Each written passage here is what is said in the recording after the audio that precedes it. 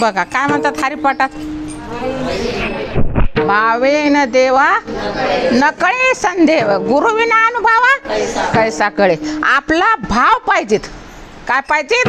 भाव. आणि भाव जर असन तर आपल्याला शास्त्र कळतं. कुठेही भाव राहू द्या. कालच आपला चारच्या पाठात विषय गेला की जितका भाव असन तितका आपला देव जवळ आहे. आणि भावच जर नसन देव जवळ आहे का? नाही, लांब आहे. बरं तुम्ही म्हणतात परमार्थात भाव लागतो, संसारात भाव लागत नाही का? तिथं बी भाव पाहिजे, चित्त पाहिजे. एकाग्र चित्त असतं स्वयंपाक करताना तर बरोबर स्वयंपाक होतो. आणि जर आपला तिथं एकाग्र चित्त नसन तर दोनदा मीठ पडत आहे. आणि दोनदा मीठ पडलं की मालक म्हणतात तू जाग्यावर होतीस का नव्हती, तुझं लक्ष कुठं होतं. आणि आपण लक्षाकडे लक्ष द्यायचं, मग लक्ष्मण आपलं लक्ष कुठं राहतंय. मग परमार्थातही लक्ष पाहिजेत आणि परपंचातही लक्ष पाहिजेत. म्हणून तर नाथ महाराज म्हणलेले परमार्थाच्या परपंचाच्या पोटातच परमार्थ आहे म्हणले. परमार्थ लांब नाही.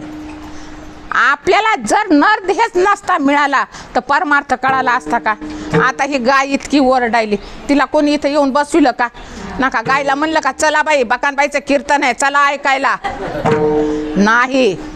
तिला उठलं मग तो लांब जाय, आरडायली तू लांब जाय. मग कसा? मग नरदेह किती चांगला आहे, नरदेह खूप उत्तम चांगला आहे. पण जेव्हा काय परमार्थ केल्या, संसार तर सगळ्या देहामध्ये संसार आहे. कोण्या नरदेहामध्ये संसार नाही? प्रत्येक देहामध्ये संसार आहे. पण परमार्थ फक्त नरदेहा मानव देहामध्ये. मग आपण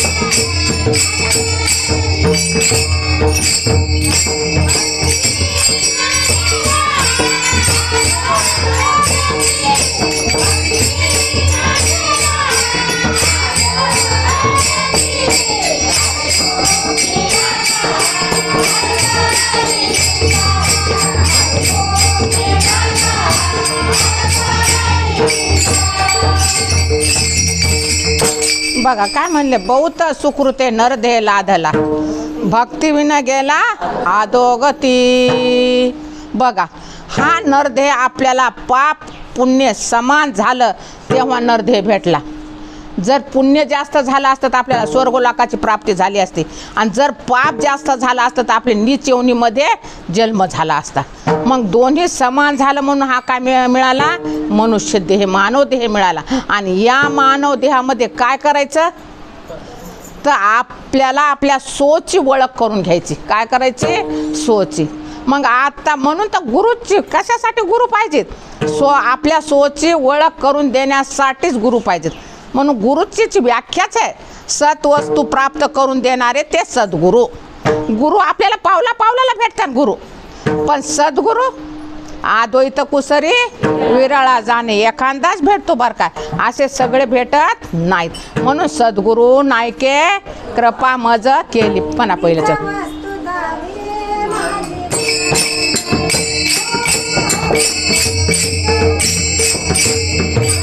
पाणी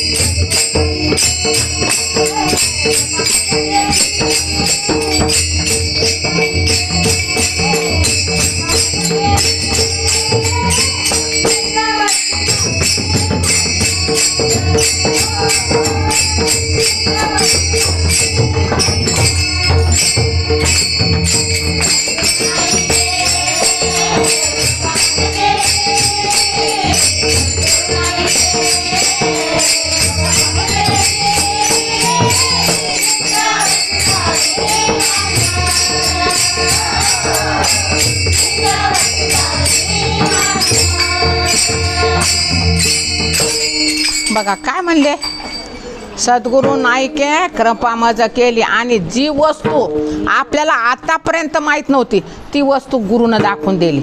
म्हणून ज्ञानेश्वरीमध्ये आपल्याला खूप वर्णन छान केले माऊलीनं. माऊली म्हणतात, गुरु दावेल्या वाटा येऊन विवेक तीर्थ तटा, धोन्या मळकटा बुद्धीचा तेने. बघा आपण आता आंघोळ केल्या आपलं हे अंग स्वच्छ करतो, पण बुद्धीला स्वच्छ करायचं, आपल्या बुद्धीला निर्मळ करायचं. काय करायचं? बुद्धीला निर्मळ. मग बुद्धी निर्मळ कशानं करता येईल? आपल्याला कपडा घाण झाल्यावर आपण साबण लावू, पावडर लावू, एरियल लावू, काय काय लावायचं ते कंपन्याचं नाव मला काय माहीत नाही तर काय नाहीत. मग आपण हे सगळं लावू, पण आपली बुद्धी धुयाची. कपडा धुता येईल आपल्याला, पण बुद्धीला कोण धुतात? फक्त सद्गुरू धुतात. म्हणून सद्गुरू वाचुनी सापडेना सोये, धरावे ते पाये आधी आधी. काय म्हणले तिथं? दोनदा शब्द घातला, आधी आधी. तिथं नाथ महाराजाला एकदाच म्हणता नसतं आलं का? नाही, दोनदा. कशामुळे म्हणले? एकदा ज्ञानाकून आणि एकदा अज्ञानाकून, आणि दोन्ही सोडून दिले. काय? दोन्ही. म्हणून धरावे ते पाये आधी आधी. म्हणून अशी आपल्याला काय होते? कृपा होते. आपली बुद्धी मळीन झालेली फक्त सद्गुरू धुतात. नाही तर आपली बुद्धी कशाला सोकली? अनात्म पदार्थाला. काय अमृत अनुभवमध्ये छान वर्णन आहे. अनात्मा पदार्थाला कशी सोकली म्हणले, बुद्धी बोध्यास सोके एवढीच वस्तू चुके, मना संकल्पनिके या होनी. माऊली म्हणतात बुद्धी आपली अनात्म पदार्थाला सोकली. काय?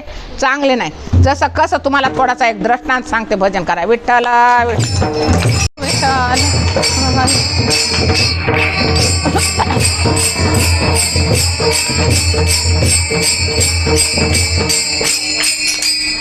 बघा, बुद्धीला जास्त काय आवडतो? विषय. काय आवडतात? विषय. आता बुद्धीला का विषय 5च विषय येतं. जास्त विषय आहेत का? नाही नाही, 5च. शब्द, स्पर्श, रूप, रस आणि गंध. हे 5 विषयामध्ये बुद्धी लंपट झाली. काय झाली? लंपट झाली. पण माऊली म्हणतात बुद्धी तुमची अनात्म पदार्थाला कशी सोकली. आता एका वाटीमध्ये घाण ठेवा आणि एका वाटीमध्ये साखर ठेवा, आणि ती माशी कोणाला आमंत्रण देते जास्त? घाणीला देते का? त्या घाण आवडते ना त्या माशीला. तशी आपली बुद्धी विषयाला धावते. कशाला?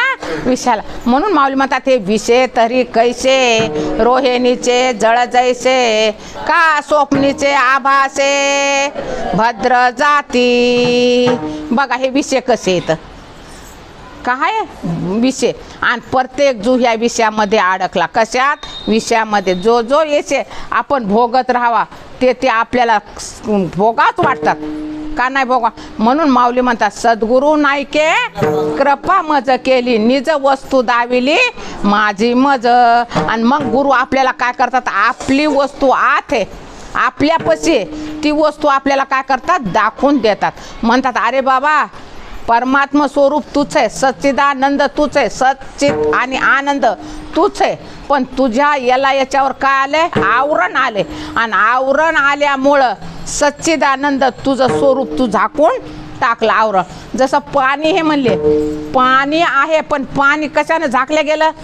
शेवाळानं झाकलं गेलं. तसं आपली बुद्धी, अज्ञान, आवरण, विक्षेप यानं सगळी झाकून गेली. आणि जेव्हा आता मल आणि विक्षेप आपले कर्म उपासना केल्याने मल विक्षेप दूर होतो, पण आवरण नावाचा दोष सद्गुरूच काढतात.